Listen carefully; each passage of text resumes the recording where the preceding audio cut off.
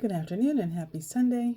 Sonia Gallen Komanika here, SoniaGallenKomanika.com, and the author of 10 Things I Wish I Knew as a Single Parent, where we talk about all things finance and single parents. And our goal is to make kids safe by educating their parents.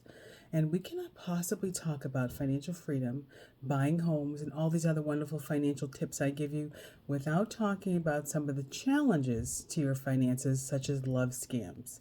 And single parents are no different than anybody else. You're actually probably the biggest target for this sort of thing. Recently, a gentleman, I think he was milked out of about $50,000, and that's on the low number. He met somebody online through WhatsApp apparently, and he wound up giving about $50,000 to this person. And people have given a lot more than that. So love scams are a big deal, and you need to avoid them in order to have financial freedom. So today we're going to talk about some tips. There's love scams, risks to single parents, and 10 steps to avoid these love scams. What do you need to do to avoid being in one, being the perpetrator, or being a victim? So we're going to talk about that today. 10 tips you can use to avoid these love scams. The biggest cause of a love scam is you are not controlling your emotions. So tip number 1 is control your emotions. You can't get caught up in something if you don't allow your emotions to overtake you. Okay? Control your emotions. Think first, ask questions, get to know somebody before you even decide to have a relationship. And definitely we're not sending money to somebody we've never met. So control your emotions.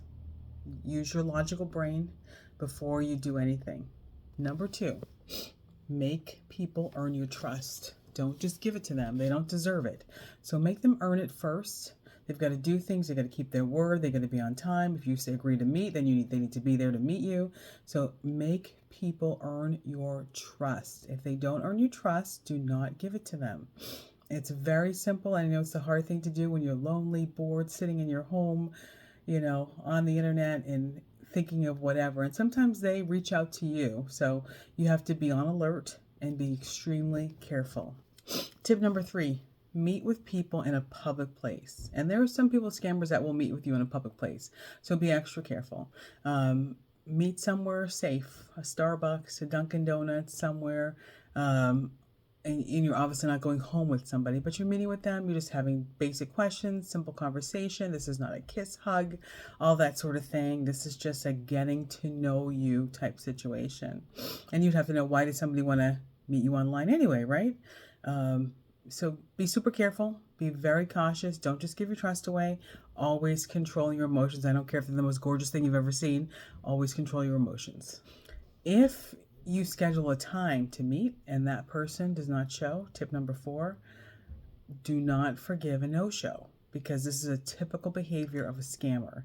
They will agree to meet you and suddenly there's a car accident or somebody died or something happened to a family member and they couldn't meet you. So do not forgive no-shows. No-show, you get one chance. You don't show up, that's it. And somebody who has a legitimate excuse, you'll know in the future that it was legitimate. But typically, the excuses and the reasons for not meeting you are not legitimate, so don't buy them. Do not excuse a no-show. Tip number 5, stop listening to sad stories, okay? This is a common behavior of love scammers and narcissists. They want you to just feel sorry for them. They've always got a sad story. Somebody's not treating them right. Somebody was unfair. Something happened. So stop listening to sad stories. Sad stories will get you into trouble. They happen everywhere. I was at the airport one time and somebody was like, nobody will help me, And there was a time when I would go, oh my gosh, what can I do? Stop doing that kind of stuff. Don't listen to sad stories. You're trying to meet an adult here, not somebody who can't even handle basic issues in their life. So no more sad stories, no understanding and sympathizing. Move on. Tip number 6, no one falls in love in 1 week. I don't care how amazing they are. No one falls in love in 1 week. You don't even know the person. And technically, if you tell them you love them and you don't know them, you're essentially lying because you don't even know them. It takes time to get to know somebody. It takes time to build love and trust and faith in someone. And love is something that happens over time. I know we watch these romance movies, Lifetime, Hallmark, whatever, and people are falling in love in 2 hours. Not realistic, does not happen. In fact, you can fall out of love quickly if you don't really know the person, and then over time you find out they're a different person than you were suspecting. So always remember, No one falls in love in 1 week. Okay. Tip number 7, require the person to pay for dates. So if they do wind up showing up, whether it's Dunkin' Donuts, Starbucks, or whatever, make them pay for it. This will be a good indication of whether or not you're dealing with a scammer, because they typically are not going to pay for stuff. They're usually just takers. So you don't want to deal with a taker. You want to deal with a giver.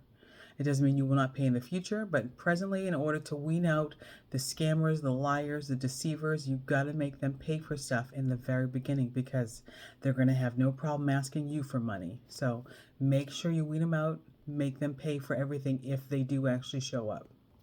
Tip number 8. Don't just give out your phone number when you meet somebody, okay? You don't know who you're dealing with too early. And I know online it's going to be hard. But if you met online, still do not give out your phone number right away. Don't give out your address. Don't give out any real information in the beginning, because you don't know where this is going. And a lot of times they use this information to steal your info and to create a false identity and to do all other sorts of things. So don't give out your information. Don't give out your phone number too quickly. Take time. And trust me, a scammer won't hang around. If you're not giving out any information to them or anything in the first week, 2 weeks or so, they're probably just going to forget about you. And you will be better for it. So don't just give out your info. Be very smart with your personal information.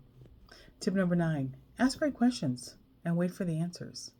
Some of the reasons why we get into these situations is because our emotions get involved and we don't ask really good questions. You need to ask questions. Where are you from? Where do you live? That sort of thing. And get beyond the basics. Dig deep. Find out who you're dealing with. Some of these love scammers, they portray or pretend to be a male when they're actually a female, and they pretend to be a female when they're a male. So you got to ask deep questions, and you got to figure out who it is you're talking to, and you got to meet in person, because that's just the only way this is going to work. And we see shows now like 90 Day Fiance, and we see a lot of the stuff that goes on, and there's a lot of people that have their own agenda, and you're not going to know that until you start asking some really good questions. So tip number 9, ask questions, wait for the answer before you move on to the next question. Tip number 10, look for conflicting stories, and trust me, there will be some. So they're going to say one thing and then something else might be different the next time you speak with them. So make sure you're listening. You're really paying attention to what's being said. And I know that doesn't sound romantic. You're sitting there and you're like either a drill sergeant, you think, or a private investigator, but you have to be, because it's going to protect you and your family, especially a single parent. But I will tell you, in my book, 10 Things I Wish I Knew as a Single Parent, I do recommend that single parents do not date while there are children at home. I do strongly recommend that. But if you must, these are some of the tips. So number 1, control your emotions. Number 2, make people earn your trust. 3, meet with people in a public place. 4, do not forgive no-shows. 5, stop listening to sad stories. 6, no one falls in love in 1 week. 7, require the person to pay for dates. 8, don't give out your phone number too early, your address, any of your personal information too early. Number 9, ask great questions and wait for answers. And 10, look for conflicting stories. Thank you again, Sonia Gallion-Comunica, SoniaGallion-Comunica.com, and the author of 10 Things I Wish I Knew as a Single Parent, where we talk about all things single parents. Have an amazing day.